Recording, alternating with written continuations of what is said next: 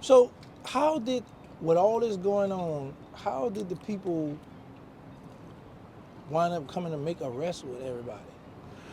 Because, like I said, Moody, see, I'm gonna take you through this thing. Now mind you, everybody I'm talking about now, this is Queso, this is they circle. Him and Crazy K, that's they circle.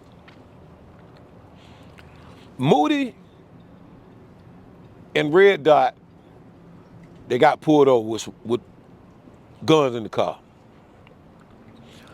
Moody say Red Dot told on him.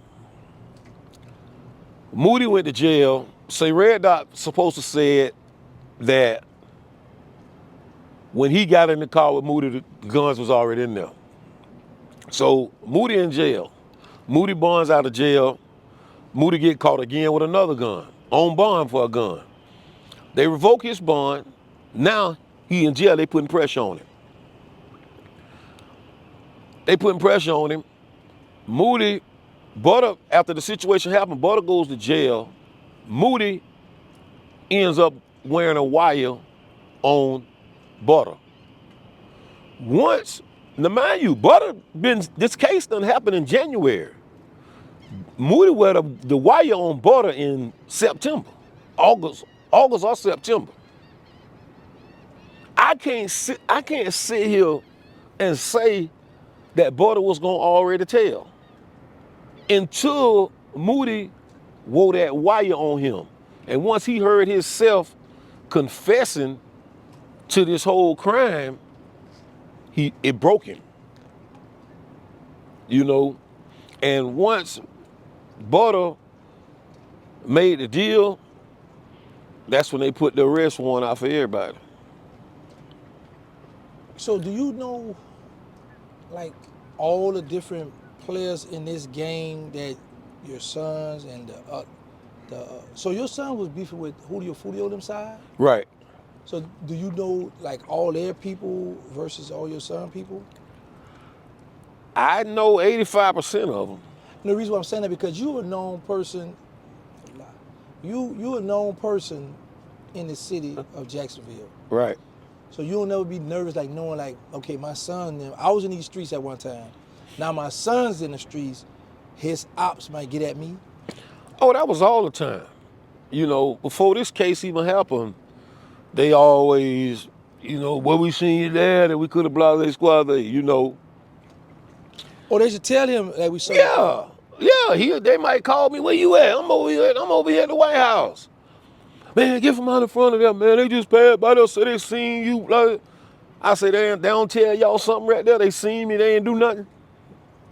Well, they might come back and they just see all that right there. I ain't gonna lie, I move, I leave now. I don't stay there now. Right, you gotta be smart. Yeah, I ain't gonna stay there, and my life was always in danger because I was their daddy.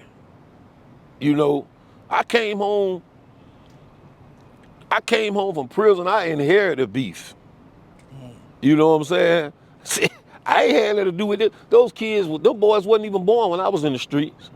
Then when I was in prison, they was probably just, but I always felt like it was the older dudes around them, that was feeding them things, like that right there. So, okay, now you from the streets. What was your reputation more known for, selling drugs or busting your gun? It started out from busting my gun. Okay, I also seen where you had mentioned that your grandmother moved from New York to Florida. What was the situation with that? No, my grandmother always stayed in Florida. My mother and my father moved from Florida to New York.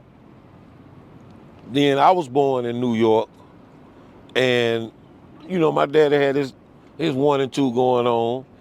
They end up sending me to Florida, and that's how I end up getting to Florida, because whatever he had going on up there, they didn't want me to get caught up in it, and they sent me down there as a parent. It took me a long time to understand that, but at the same time, I get it.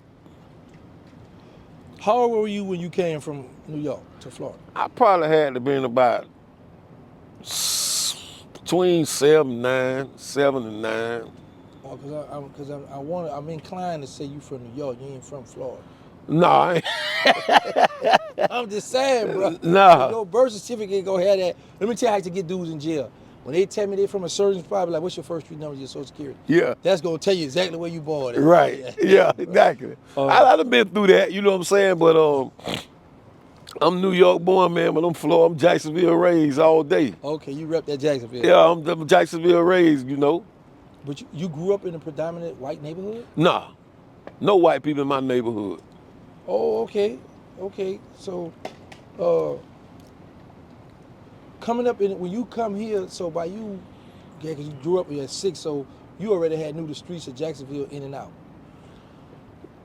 You Well, was moving around. yeah, not really. You know, my grandma and them tried to kind of shelter me, you know, because I was the youngest at the time. And they always tried to shelter me, you know, from different things. The project, my grandma's house the project's like 15, 20 feet from my grandma's house, you know, and so she never wanted me to jump that wall to go in that projects, you know. And she always tried to keep me from that. You know, I was one of the kids that couldn't hardly go out the yard all the time and, you know, things of that nature like that right there. So what led you to? I mean, you got good parents growing up. They taking care of you. What led you to the streets? Man, my grandma was poor. My grandma and granddaddy was poor, man. Let me tell you. At my grandmama's house, bro, when it rained outside, it rained inside. When it was cold outside, it was cold inside. You know, and I used to get tired of dumping that bucket from under my grandma and them sink. You know, we had car jacks in certain places on the floor. The roof would fly out. We had a tin roof on the house. When the wind blow, the roof fly out wide open. You could see the whole sky when the roof fly up. You know, the carpet be soaking wet when it rain. You coming through that nice scrunching. Then when it dry up, it stink. You know, and I felt like shit. I gotta fix this. You know, and that was my only goal when I jumped out there was to remodel their house. But once I stuck that needle in my arm, I couldn't stop it. What you mean, a needle? The game. Oh, okay. I think you talking about some dope or something. No, the game.